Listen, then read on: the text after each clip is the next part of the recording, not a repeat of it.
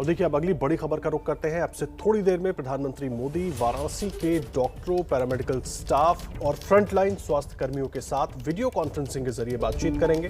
प्रधानमंत्री मोदी वाराणसी के अस्पतालों के कामकाज की भी समीक्षा करेंगे और अब से कुछ ही देर में ये बातचीत का संवाद कार्यक्रम शुरू होगा, जिसमें प्रधानमंत्री नरेंद्र मोदी वाराणसी के डॉक्टरों से, पैरामेडिकल स्टाफ से, फ्रंटलाइन वर्कर्स से बातचीत करेंगे और वाराणसी के जो कोविड हॉस्पिटल हैं, कोविड और नॉन कोविड दोनों ही अस्पतालों के कामकाज की वो समीक्षा भी करेंगे। उनके साथ तमाम अधिकारी भी मौजूद होंगे इस संवाद के दौरान।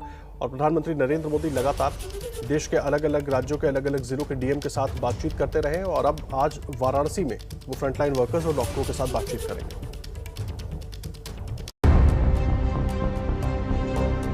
अपने गुजरात दौरे के दौरान पीएम मोदी ने राज्य सरकार से कहा था कि संक्रमण को रोका कैसे जाए, ये वाराणसी से सीखना चाहिए और तब से वाराणसी मॉडल खूब सुर्खियों में है। वजह है प्रशासनिक मैनेजमेंट।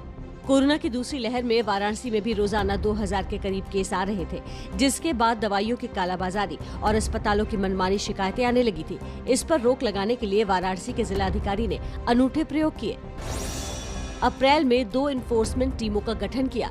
टीम में इनकम टैक्स, जीएसटी, पुलिस, प्रशासन, नगर निगम के साथ डिजास्टर मैनेजमेंट के जानकार वरिष्ठ अधिकारियों को शामिल किया गया। दोनों टीमों ने शिकायतों की निगरानी और निपटारा शुरू किया। हालांकि खास बात यह रही कि किसी के खिलाफ न तो एफआईआर दर्ज की गई और न ही सामान को सीज किया गया। इससे जनता के बीच सख्त कार्रवाई का संदेश गया। शिकायतें कम हुई और कालाबाजारी करने वालों ने सहयोग करना शुरू कर दिया। मई के फर्स्ट वीक के बाद ही लगभग सारी ओवर प्राइसिंग की शिकायतें घट गई। इक्का दुक्का अस्पतालों की शिकायत ही अब आती हैं। साथ ही जो मेडिकल स्टोर है, ऑक्सीजन है, इनकी तो शिकायतें लगभग नील के आसपास हो गई थी और अब कोई भी बड़ा ड्रग का स्टॉकिस्ट इसकी कार्रवाई नहीं करता है। विशेष मॉनिटरिंग सेल की मदद से कोरोना के हर मरीज, उसकी जरूरत और दवाइयों की मांग और सप्लाई पर भी कड़ी नजर रखी जा रही थी और यही प्रशासनिक कुशलता पीएम मोदी को पसंद आ गई। और देखिए अब से कुछ देर में एक कार्यक्रम शुरू होगा, जिसमें प्रधानमंत्री नरेंद्र मोदी संवाद करेंगे वाराणसी में तमाम डॉक्टरों से, फ्रंटलाइन वर्कर्स से और उस संवाद की भी तस्वीरें आपको दिखाएंगे। क्या कुछ वहां पर बातचीत होती है वो भी आपको सुनवाएंगे। लेकिन इस बीच हमारे साथ हमारे 2 सहयोगी जुड़ गए हैं। हमारे वरिष्ठ सहयोगी पंकज झा मौजूद हैं और विकास भदौरिया हमारे सहयोगी जुड़े हुए हैं। पंकज जी, बड़ा अहम हो जाता है इस तरह की बातचीत, खास करके वाराणसी को लेकर, क्योंकि एक तो वाराणसी उनका संसदीय क्षेत्र है। उत्तर प्रदेश में इस दूसरे वेव में क्या स्थिति हुई वो भी हम देख रहे हैं। तो ये बातचीत जो होगी, इसमें किन चीज़ों पर सबसे ज़्यादा ध्यान रहेगा प्रधानमंत्री का, क्या लग रहा है?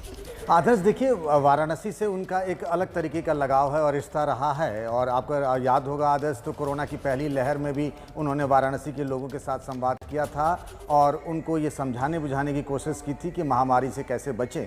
इस बार भी दूसरी लहर में शुरुआती कोहराम के बाद धीरे धीरे बनारस जो है वहाँ पर कोरोना के केसेज कम होने लगे हैं और पहले जो शुरुआत में ऑक्सीजन को लेकर मारामारी थी, दवाओं को लेकर मारामारी थी, वो सब कम हुआ है। और इसकी वजह यह है कि बनारस में जिस तरीके से वहाँ की प्रशासनिक मशीनरी ने और खुद प्रधानमंत्री लगातार वहाँ के कमिश्नर, डीएम और एमएलसी हैं, वहाँ पर एक के शर्मा जो पहले भी पीएमओ में आईएएस अधिकारी रहे थे, इन सबसे लगातार बातचीत करते हुए उन्होंने ये कोशिश की है। आप देखिए कि पहली लहर में 6 ही प्राइवेट अस्पताल वो थे जहाँ कोविड का इलाज होता था। इस बार 52 अस्पतालों में हो रहा है। तो बनारस की ही बात नहीं है, अगल बगल के जो पड़ोसी ज़िले हैं, गाज़ीपुर हो गया, उसके बाद आजमगढ़ तक के लोग वहाँ पर आते हैं, मऊ के लोग आते हैं, तो वहाँ पर हालात संभाले जाएं। चूँकि वाराणसी के वो सांसद भी हैं, तो लगातार वो मॉनिटरिंग करते रहें। आज सबको एक ढांढस बताएंगे, साहस देंगे और ये भी बताएंगे कि कोरोना की जो तीसरी लहर की बात हो रही है और ख़ास तौर से बच्चों को लेकर के बातें की जा रही हैं, उसको बनारस के लोग, बनारस की सरकारी मशीनरी चुनौती के रूप में कैसे लेगी, इस पर वो हेल्थ वर्कर से, वहाँ के डॉक्टरों से, कमिश्नर, डीएम और दूसरे अधिकारियों से आज बातचीत कर रहे हैं। जी, विकास में हमारे साथ जुड़े हुए हैं, एक बार उनका रुख कर लेते हैं। विकास, कितनी देर में ये बातचीत का कार्यक्रम शुरू होगा? एक और दूसरा बहुत अहम इसलिए हो जाता है क्योंकि एक तरफ प्रधानमंत्री नरेंद्र मोदी अलग अलग जिलों के डीएम से तो बात कर रहे हैं, लेकिन अब वो डॉक्टर से भी बात करेंगे, फ्रंटलाइन वर्कर से भी बात करेंगे। या देखिए, प्रधानमंत्री लगातार जो ग्राउंड पर काम करने वाले लोग हैं, चाहे वो डीएम हो, चाहे डॉक्टर्स हो, नर्सिंग होम में, हॉस्पिटल्स में काम करने वाले, फार्मास्यूटिकल्स हो, सबसे बात कर रहे हैं। और चूंकि उनका बनारस संसदीय क्षेत्र है, इसलिए वहाँ के लोगों से, वहाँ पर स्थानीय स्तर पर जो लोग काम कर रहे हैं उनसे बात करना लाजमी भी है।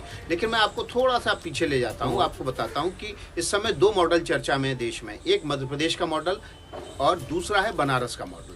ठीक है ना। दोनों ही मॉडल्स में कमेटियां बनाकर इस जो कोरोना की बीमारी है उसको कंट्रोल किया गया। लेकिन बनारस के मॉडल में बीमारी फैलने के बाद उसका इलाज सही तरीके से मिले, लोगों को दवाइयों की, ऑक्सीजन की, हॉस्पिटल में बेड्स की, आईसीयू की, वेंटिलेटर्स की कमी ना हो, इस पर ध्यान दिया गया। जबकि मध्य प्रदेश के मॉडल में फैलाव ना हो, बीमारी का फैलाव ना हो, इसके लिए क्राइसिस मैनेजमेंट ग्रुप बनाया गया। इसकी भी प्रधानमंत्री ने तारीफ की और यही वजह है कि मध्य प्रदेश उन राज्यों में से है जहां पर सबसे तेजी से कोरोना के आंकड़े कंट्रोल में आए, काबू में आए और हाहाकार नहीं हुआ। दवाइयों की कमी शुरुआत में हुई, उसको कंट्रोल कर लिया गया। बनारस में जो तीसरा स्टेज था उस पर काबू पाया गया और इसी वजह से बनारस के मॉडल की अब चर्चा हो रही है कि जहां बीमारी फैल चुकी है वहां पर कैसे मरीजों को तुरंत राहत मिले, कैसे हॉस्पिटल ज़्यादा से ज़्यादा आए, कोविड अस्पताल बने, वहां पर आईसीयू बेड, ऑक्सीजन, दवाइयों की कमी ना हो। ये उसका उदाहरण है। प्रधानमंत्री का अपना संसदीय क्षेत्र है, थोड़ी देर में वो बातचीत करेंगे, वहाँ के अधिकारी भी मौजूद होंगे, वहाँ के डॉक्टर्स भी मौजूद होंगे, वहाँ के फार्मास्यूटिकल्स भी मौजूद होंगे, ताकि जो दवाइयों की कमी, डॉक्टर्स का इलाज और प्रशासन का जो प्रबंधन है उसकी एक साझा तस्वीर वहाँ सामने प्रधानमंत्री के रखी जा सके। और भविष्य की चुनौतियाँ हैं उस पर प्रधानमंत्री ज़रूर बात करेंगे, खासतौर पर बच्चों और युवाओं को लेकर जो चिंता जताई जा रही है कि जो तीसरी लहर आएगी वो बच्चों पर और कम उम्र के युवाओं को टारगेट कर सकती है। ऐसे में उसके लिए कैसे तैयार रहना है वो बात ज़रूर करेंगे प्रधानमंत्री। और ख़ासतौर पर जब उनका संसदीय क्षेत्र है तो ये बहुत ज़्यादा लाजमी भी हो जाता है। बिल्कुल, विकास आप रहे हमारे साथ। पंकज जी, विकास भी जिक्र कर रहे हैं वाराणसी मॉडल का, मध्य प्रदेश मॉडल का, आप भी कुछ देर पहले जिक्र कर रहे थे। मैं ये समझना चाहूँगा कि कितना अहम हो जाता है कम से कम बनारस के उन फ्रंटलाइन वर्कर्स और डॉक्टर्स के लिए कि उनके मॉडल का उदाहरण प्रधानमंत्री नरेंद्र मोदी खुद जब किसी दूसरे स्टेट में जा रहे हैं तो वहाँ पर दे रहे हैं, जैसा कि उन्होंने गुजरात में किया। इसके संकेतों को पढ़िए, सिम्बॉलिज्म को और टाइमिंग को। कोई भी बात अगर मोदी कह रहे हैं तो उसकी टाइमिंग को भी और लोकेशन को भी समझिए। उन्होंने वाराणसी मॉडल की चर्चा और उसकी तारीफ तब की जब वो गुजरात में अहमदाबाद में बात कर रहे थे अधिकारियों से, तो इसीलिए वाराणसी से उनका एक दूसरे तरीके का कनेक्शन है। जी, आप रहे पंकज हमारे साथ। पंकज और विकास दोनों हमारे साथ जुड़े हुए हैं, लगातार बातचीत जारी रहेगी। कुछ ही देर में प्रधानमंत्री नरेंद्र मोदी वाराणसी में डॉक्टर्स के साथ, फ्रंटलाइन वर्कर्स के साथ बातचीत शुरू करेंगे। आपको तमाम तस्वीरें भी दिखाएंगे।